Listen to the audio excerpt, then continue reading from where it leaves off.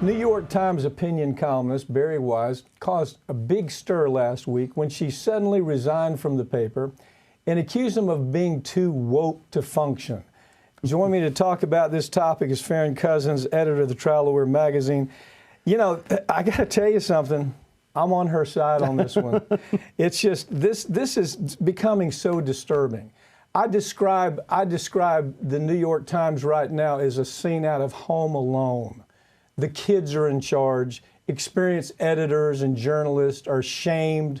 They're harassed if they really try to be journalists. Now, she's got some other issues, but this woman was right. What she wrote about this paper is absolutely correct. Well, you know, Weiss says that the opinion board a little too woke for her, and she did accuse them. You know, they've got this young way of thinking. But if you look at the New York Times editorial board for just the editorial, most of these folks are well into their golden years, or they're almost there. These are not a bunch of young kids. You know, if they're suffering from woke culture, it's just, I think, decades of experience saying, hey, this is how the world is now.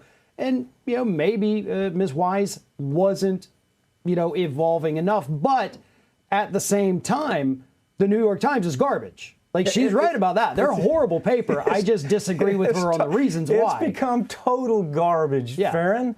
I mean, you know, I was a journalism major at University of Florida. I was news editing major. It's a tough major. You got to work to make it through there. It used to be we studied the New York Times and we'd say, well, this is how I wouldn't touch this newspaper right now. Look, let's back up on this story just a little bit. There's no question she had written some material about the rise of anti-Semitism, right? And they thought these kids, now you call them what you want, when you really look at who was pushing this agenda, might have been some old folks saying yes because they didn't want to get harassed, they didn't want to get bullied, they didn't want to get intimidated by these Home Alone kids who are running the damn newspaper. And it's become a train wreck. So she's talking about the rise of anti-Semitism. And some folks on there say, well, what about Palestine? You know, you're not treating the Palestinians right. So they're critical of her. This mob mentality has taken place at the New York Times, just like it has in media across the world right now, Farron. Well, Bari Weiss, though, on the other hand, too, has a bit of thin skin. And she does have a history, and this is evident in her Twitter feed. Glenn Greenwald has talked about it ad nauseum. Anytime somebody criticizes her, criticizes a point she makes, she immediately goes to that, you're an anti-Semite. That is her fallback argument. She can't substantively argue I agree with that. Her points, which is a drawback. But again, at the same time, part of what makes these editorial boards great is that they present differing opinions. And if you don't like what one of them wrote, somebody's going to come along and write a counterpoint to it. That's the point of this part of the paper. You had a great education. Right. You really did. You had a really solid education. Matter of fact, you came to work with me when you're, 22, 21? 21, yeah. 21 years old. And I recognized back then you had a great, solid education. And I'm sure you studied John Stuart Mills just like I did. And John Stuart Mills, who wrote the most important book on liberty, said this, he didn't call it groupthink back then, but he said there's a really, democracy relies on rich diversity. So you may not agree with them. You have a right to shout, but you don't have a right to shout them down and saying you can't say this. What we've become is this group, I mean, we're social intolerance. We're handcuffing the truth. We can't even adapt. We can't even adapt to a new idea that's thrown out.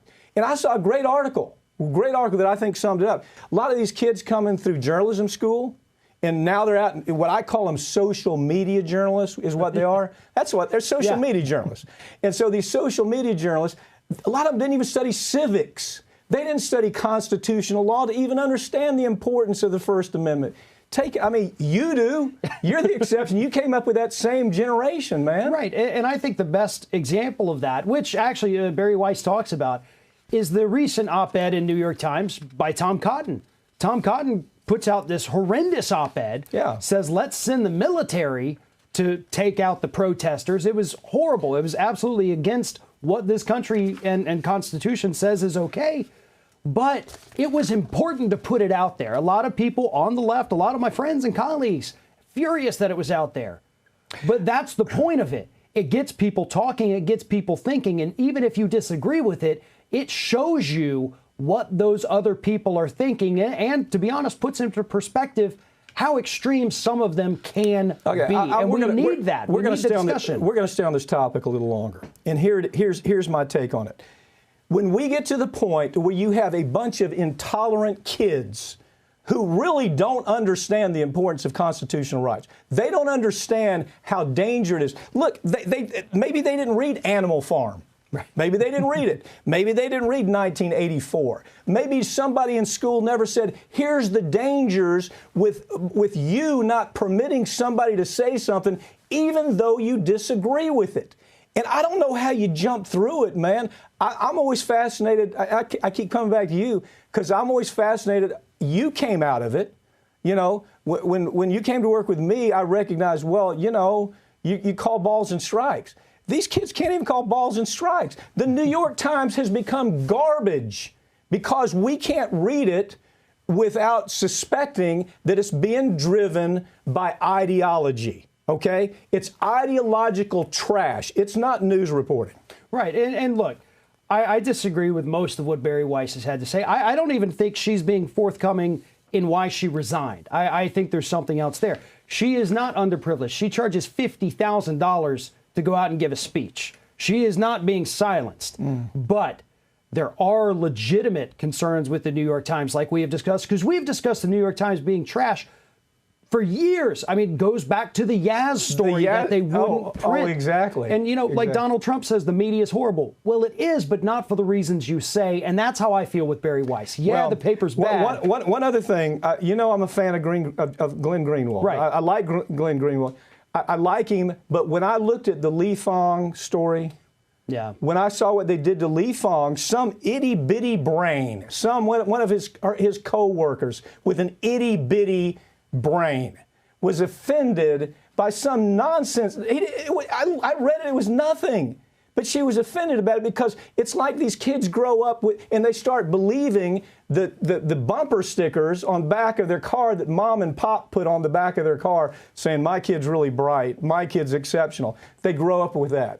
And unfortunately, it's made it's made them not into objective thinkers, not into journalists, but into pathetic ideologues. Right. Well, and they do kind of have this. You know, this isn't just limited to them. It's a lot of people, not just that generation either.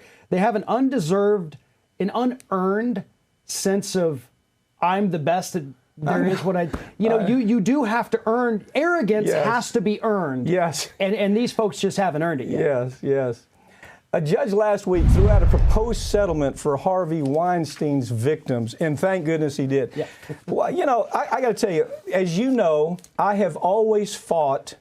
I don't do class actions. I handle mass tort cases, but I go to trial, and I actually try cases for people. Class actions have become a device that corporations use. They'll go hire some bottom-feeding lawyer, okay?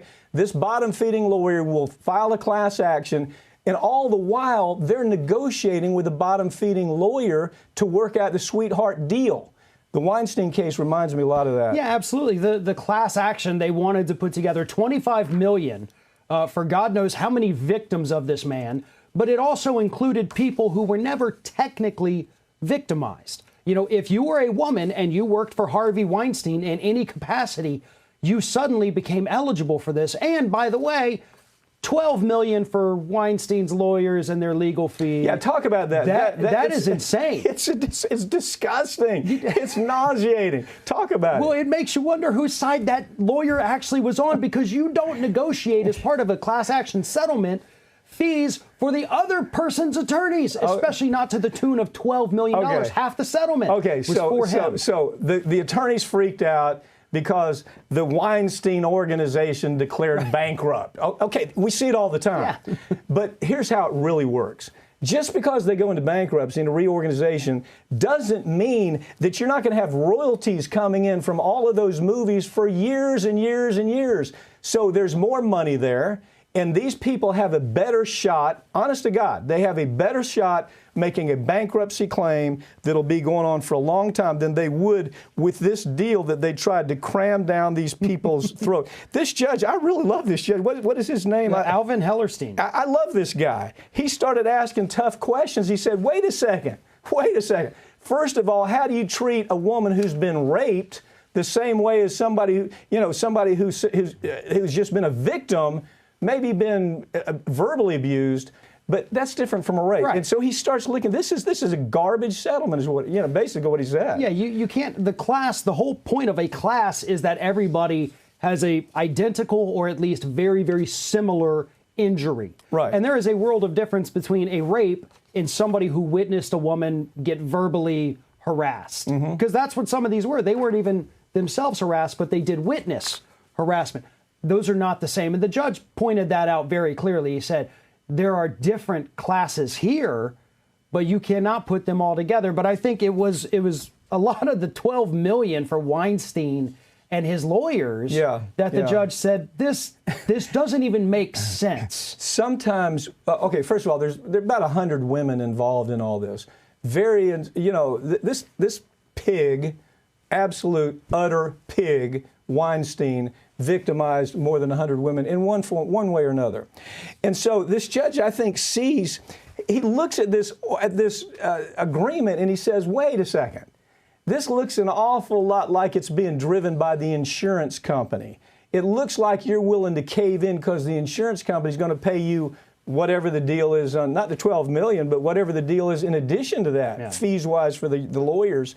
And we're seeing this more and more, Farron. We're seeing it with a corporation. We saw it with the Roundup case. With the Roundup case was virtually over, and we saw, some things take place that were kind of suspect. Farron Cousins, thank you for joining me, okay? Thank you.